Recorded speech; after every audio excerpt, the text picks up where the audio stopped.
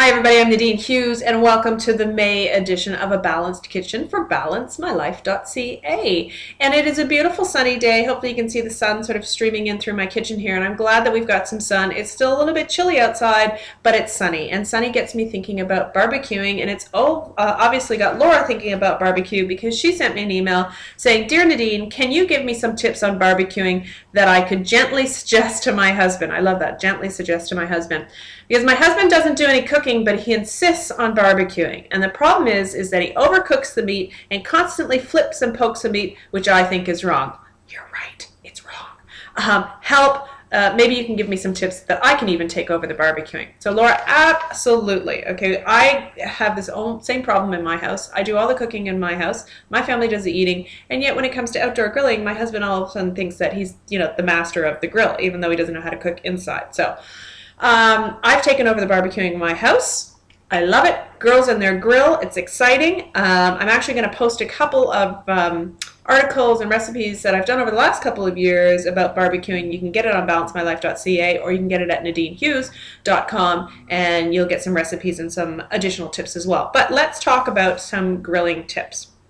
So the first thing that you sort of really want to do is when people start their barbecue, they start it up and they get it to high, and then they spray whether it's Pam or a non-stick on, or they brush the grill and they get this sort of whoop, flame come up.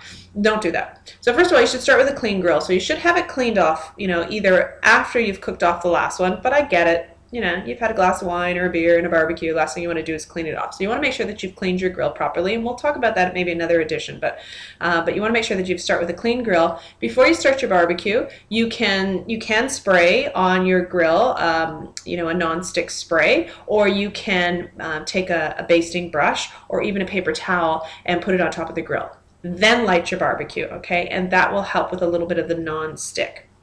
Because a lot of people say, okay, my food sticks, which we'll talk about that in a second. So that's one thing you want to do. You want to make sure that your barbecue has preheated for at least 10 or 15 minutes and gotten up to the temperature that you want, maybe even a little bit higher. Then you turn it down, okay? And you want to reduce that heat for most things to sort of medium high, really, quite frankly. So when you're putting meat on the grill, okay, especially if your husband's trying to flip it all the time or he's poking away at it, with the flip, what I see people do is they put meat down and then they try to take it off, and half of it sticks to the grill, and they say, oh, it's my grill, it's dirty or whatever it may be. No, it's actually not. It means that your meat is not ready to be turned. So what you want to do is you want to put your meat, whether it's chicken, fish, whatever it may be, you put it on to the grill. You're going to hear that sizzle. Close the lid, okay, because every time you open the lid, you're letting temperature come out, just like opening an oven, and you're reducing the temperature, and you've got to get that barbecue right back up again. So close the lid. Let it be on there for a couple of minutes. I mean, if we're talking a steak, we're probably talking, maybe 4 to 5 minutes, depending upon how you like your steak, on. Don't touch it. Don't prod it. Don't poke it. Don't do anything to it. Let it sit. What will happen is it will sear. When the meat has seared, contracted, and then released, it will actually release itself off of the grill, and then that's when you can flip it. I mean, you might have to jiggle it a little bit, but you won't have any meat stuck to the grill. So wait, don't turn it. Turn it once, the same thing again. You shouldn't be constantly flipping your meat. First of all, you're not getting the sear that you want. You're reducing the temperature because you have got your lid open as well, and you're not giving the meat a good chance to cook all the way through, and you're going to dry it out, quite frankly, by flipping. It's actually going to take longer.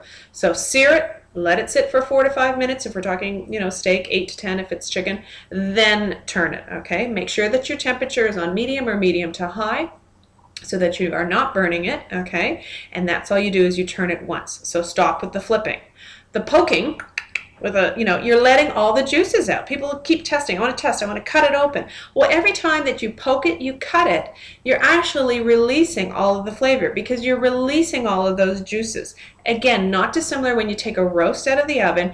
We always tell you to let it sit for at least 15 to 20 minutes. I mean, you can let a roast sit up to close to an hour. To let all those juices seal and lock into the meat, if you cut into it or poke into it, where's it going to go? It's going to go out of the meat, into the grill, and cause a flare-up as well. Then you're taking it off, and you've got a whole bunch of other problems going on. So no poking and no flipping, Laura's husband, okay? So I prefer to Laura. The other thing that you want to do is you want to make sure that you leave space between food items on a grill. I know if you're cooking for, you know, a big crowd, or let's say if you're doing chicken wings and you want to line them all up and get as many as you can on. Couple of things. One, again, you're reducing that temperature, so you're having to make sure that the food stays in there longer, which has more of a tendency to dry it out. And the other thing is you need space around items on the grill so that the heat can actually go around the items on the grill, and it will cook faster that way. We talked about convection oven one time, I think it was, about how that air needs to circulate around whatever it is in your oven. It's the same thing in the barbecue. So leave some space in between so that the hot air can circulate around, you know, whether it's your zucchini or, you know, chicken, whatever it may be. Okay, so that's one thing. The other thing is basting. A lot of people get in there and they start to baste and baste and baste away. And particularly in the summertime when we use sort of sugar or tomato-based sauces, they have a high sugar content, so they burn very easily. So you want to do that towards the end of your cooking process or end of your barbecuing process, is to baste maybe like the last 5 minutes of your basting. You're still going to impart the same amount of flavor, but what's going to happen is you're not going to have any of that burning on the outside of these high sugar-based sauces.